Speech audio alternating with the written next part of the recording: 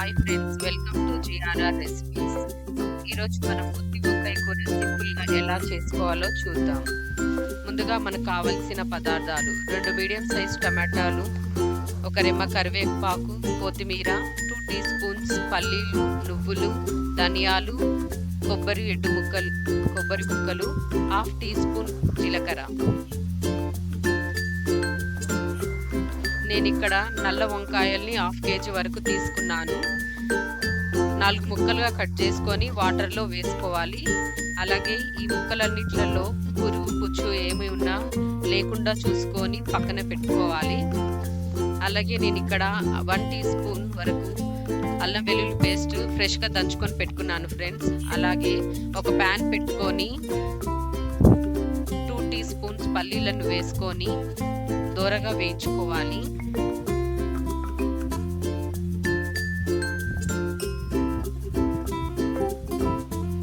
అవి కాస్త వేగిన తర్వాత కట్ చేసి పెట్టుకున్నటువంటి ఎండు కొబ్బరి ముక్కల్ని కూడా దోరగా లైట్ కలర్ మారే వరకు వేయించుకోవాలి. తర్వాత నువ్వులు, ధనియాలు, జీలకర్ర ఇవన్నీ కూడా వేసి కలర్ మారేంత వరకు వేయించుకొని పక్కన పెట్టుకోవాలి. తర్వాత స్టవ్ మీద ఒక బాండి పెట్టి నేను ఇక్కడ 3.5 స్పూన్స్ వరకు ఆయిల్ తీసుకున్నాను. ఆయిల్ వేడెక్కాక కట్ చేసి పెట్టుకున్నటువంటి వంకాయ ముక్కలన్నిటిని కూడా ఆయిల్లో ఫ్రై చేసుకోవాలి.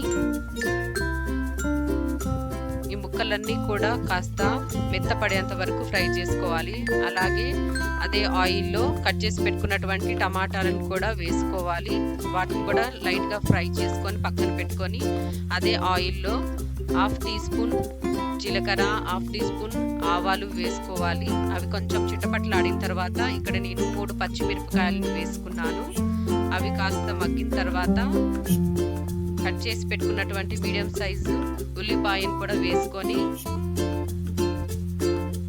కలర్ మారేంత వరకు వేయించుకోవాలి. తర్వాత కరివేపాకు వేసుకొని ఫ్రై చేసుకోవాలి. 1 టీ స్పూన్ అల్లం వెల్లుల్లి పేస్ట్ వేసుకొని పచ్చి వాసన పోయేంత వరకు వేయించుకోవాలి. అలాగే ఇక్కడ నేను 1/2 టీ స్పూన్ పసుపు వేసి ఫ్రై చేస్తున్నాను. ఇవన్నీ వేశాక ముందుగా మనము వేయించి పెట్టుకున్నటువంటి దినుసులన్నీ కూడా కాస్త వాటర్ పోసుకొని మిక్సీ పట్టుకోవాలి. ఇవన్నీ కూడా వేసి కాస్త మగ్గాక 1.5 టీ స్పూన్ కారం, 1.5 టీ స్పూన్ ఉప్పు వేసుకొని ఫ్రై చేసుకోవాలి. తర్వాత మనం ఫ్రై చేసుకున్నటువంటి టమాటా ముక్కల్ని, వంకాయ ముక్కలన్నిటినీ కూడా ఈ మసాలాలో వేసుకొని అన్ని ముక్కల్ని కలుపుకోవాలి. ముక్కలకి పట్టేలా కలుపుకోవాలి. ఇలా కలుపుకున్న తర్వాత మూత పెట్టుకొని ఫ్రై చేసుకొని ఒక 2-3 నిమిషాల తర్వాత మళ్ళీ మూత తీసి మళ్ళీ ఒకసారి కలుపుకున్న తర్వాత కాస్త చింతపండు రసాన్ని పోసి కలుపుకొని మళ్ళీ మూత పెట్టుకొని పక్కన పెట్టుకోవాలి. మూత తీసి మళ్ళీ ఒకసారి కలుపుకొని లాస్ట్కి కొత్తిమీరతో గార్నిష్ చేసుకోండి ఫ్రెండ్స్. అంతే, ఎంతో టేస్ట్గా ఉండే వంకాయ కూర రెడీ.